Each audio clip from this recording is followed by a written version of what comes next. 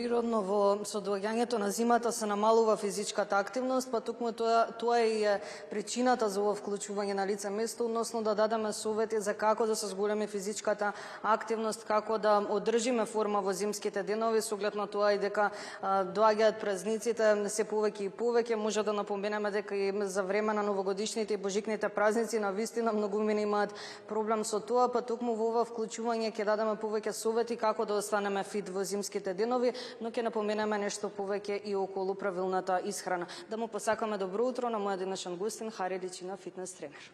Добро утро, фала на поканата.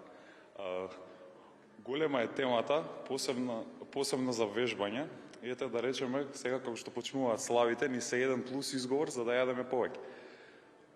Како што доаѓа зимото, како што се наладува, на телото му треба повеќе калории за да одржи својата телесна температура. И само тоа ни кажува дека треба повеќе да јадеме. Но како да го избегнеме процесот да не ни се зголеми, да не ни се таложи све у масти, него да биде тој внес на калории за потрошење на масти.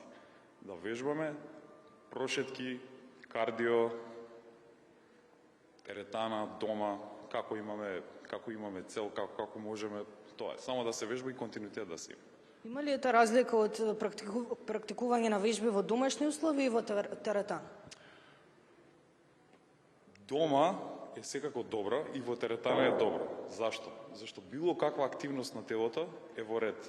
Но во теретана имаме повеќе опрема, да речеме и дружба, изолација на мускули, тоа што го немаме дома, например дома имаме пот, за склекови, за стомачни, но важно е да се вежба. И дома може да се постигне многу, но во теретана може да се постигне најмногу, да кажеме за физичка добра цел.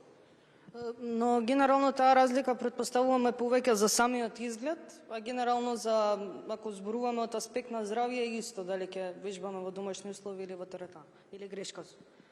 Па, може да се каже дека е исто, но плюс имаме, на ладно време, плюс имаме кардио справи во теретана, можеме да направиме лента, скали, точак, некој нема такви работи по дома и затоа подобро да дојде во теретана за да си ги створи тие работи. Многумина, всушност, некогаш па и во зимските денови прават пауза од вежбање. Аз зборувам за оние кои што константно вежбаат, па потоа прават пауза.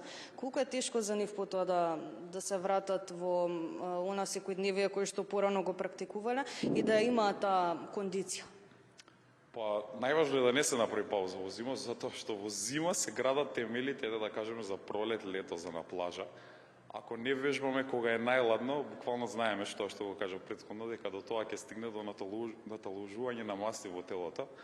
Затоа препорака во зима да се вежба било каква активност, да не биде теретана, барем и дома, но најважно е да се вежба и да се вратиме најбрзо што можеме. Ако сме направиле пауза, барем 3 пати неделно, па и 2 пати да почнеме да ставиме некој ред во живот. Ако зборуваме за фит форма, дали покрај редовното вежбање голема улога игра и исхраната? Нормално дека да. Внесот на калории ни решава колку тежиме.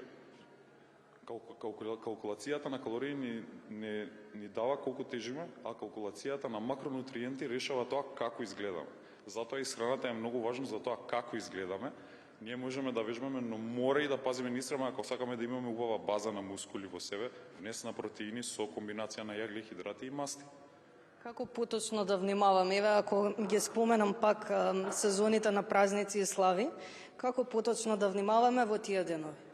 Најпросто кажано, зашто реално ако си на слава не можеш да пазиш, барем гледај порцијата да е мала, да си ставиш што се вика колку ти собира тањерот, да не биде премногу, да искомбинираш со нешто, со гравче, со ориз, со убави извори на јагли, хидрати и протеини, и месо, риба, пилешко, само да не претераме. Најглавниот момент е да не претераме. Себа да биде како што треба. Верувам дека оваа грешка повеќе ја прават и почетниците, односно оние кои што почнуваат со вежбање. Да, нормално, зашто мисла дека ако повеќе се јаде, повеќе ќе се постигне. Исто така и со вежбањето, ако повеќе се вежба, дека повеќе ќе се постигне, све треба да се има еден убав баланс и да си направи една добра база за да си може да продолжи цела година и да се биде добро информиран за трудот да не пропадне во вода, верувам. Да, нормално, без информација ништо не се прави, ако не знаеш, прашај најми тренер. Интернетов реално сега ни се да ни помага се си имаме на дланка. Пред самиот крај според вас, која е вашата препорака, односно колку во текот на една недела препорачувате да се вежба? Дали можеби има разлика од индивидуа до индивидуа или пак генерално има некоја бројка која што се препорачува? Точна бројка не би рекол дека има, секој се чувствува различно, секој тело различно реагира на тренинг.